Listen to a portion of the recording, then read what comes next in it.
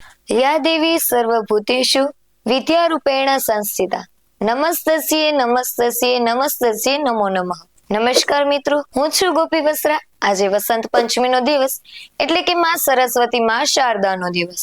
તો જાણીએ વસંત પંચમીના દિવસ વિશે। કાતિલ ઠંડી ફેલાવતી શિશિર ઋતુની વિદાય સાથે વસંત ઋતુનું આગમન થાય છે। વસંત ઋતુ આવતા ધરતીના અંગે અંગમાં અનેરી સ્ફૂર્તિનો સંચાર થાય છે। પ્રકૃતિના માંડવે વસંતને વધાવવા જાણે ઉત્સવ જામે છે। વાસંતી વાયરાઓના સ્પર્શથી વૃક્ષો અને વેલીઓમાં નવું ચેતન રેલાય છે।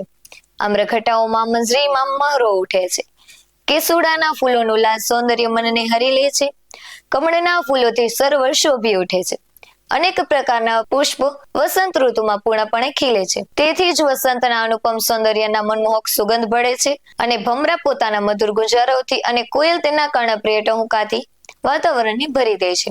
ખરેખર વસંત ઋતુમાં પ્રકૃતિનું યૌવન પૂર્ણપણે ખીલે છે। આપણા દેશમાં વસંત ઋતુમાં વસંત પંચમી, હોળી અને ધૂળેટી જેવા તહેવારો ધામધૂમથી ઉજવાય છે અને આ દિવસો એમાં પણ વસંત પંચમી આ પર્વ વિદ્યા અને બુદ્ધિની દેવી એટલે કે માં સરસ્વતીનું પર્વ ગણાય છે। આ દિવસે સરસ્વતી દેવીનું પૂજન કરવાનો મહિમા રહ્યો છે। વસંત પંચમી એ મારા સરસ્વતીના પ્રાગટ્યનો દિવસ કહેવાય છે અને વાત કરવામાં આવે તો આ પરમ પવિત્ર દિન એટલે કે શિક્ષાપત્રી બ્રહ્માનંદ સ્વામી, નિષ્કુળાનંદ સ્વામી અને બ્રહ્મ સ્વરૂપ એવા શાસ્ત્રીજી મહારાજનો પ્રાગટ્ય દિન કહેવાય છે। વસંત પંચમી એ હિન્દી કેલેન્ડર પ્રમાણે મકર સંક્રાંતિ પછી આવતો એક શુભ તહેવાર છે જે મુખ્યત્વપણે પોષ મહિનાના પંચમીના દિવસે ઉજવવામાં આવે છે। આ તહેવાર વસંત ઋતુના આરંભ સાથે જોડાયેલો છે અને ખાસ કરીને ભારતીય સંસ્કૃતિમાં તેનું મહત્વ રહ્યું છે। આ દિવસે ભક્તો ખાસ કરીને માં સરસ્વતી માતા શારદાની પૂજા કરે છે।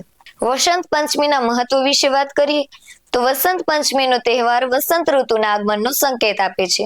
આ ઋતુમાં ફૂલો ખીલે છે અને પ્રકૃતિમાં નવી ઉજાસ આવે છે। આને કારણે આ તહેવારનો સંબંધ ફૂલો અને આનંદથી જોડાઈ શકાય છે।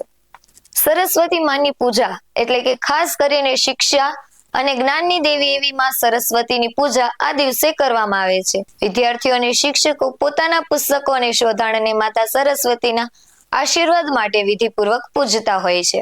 આજના દિવસે એટલે કે વસંત પંચમીના દિવસે એક એવો સારો સમય મનાય છે જ્યારે કોઈ પણ નવું કાર્ય શરૂ કરવું હોય તો તે કરી શકાય છે।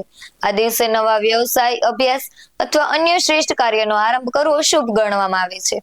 આજના દિવસે પીળા રંગનું મહત્વ ખાસ રહ્યું છે અને અનેક સ્થળોએ પીળા પહેરવાનું પ્રથાવળું રહ્યું છે। પીળો રંગ ઉર્જા, ખુશી અને ભવિષ્યની નવી શરૂઆત સાથે જોડાયેલો છે। સ્નાન કર્યા બાદ સરસ્વતી દેવીની પૂજા કરવામાં આવે છે। ઘરમાં અથવા શ્રદ્ધાળુઓ સ્થળોએ જય અને હવન કરે છે અને ઉપવાસ રાખવાનો પણ મહિમા રહ્યો છે। દેવી સરસ્વતીની મૂર્તિ પર પીળા આભૂષણો અને ફૂલો અર્પણ કરવામાં આવે છે।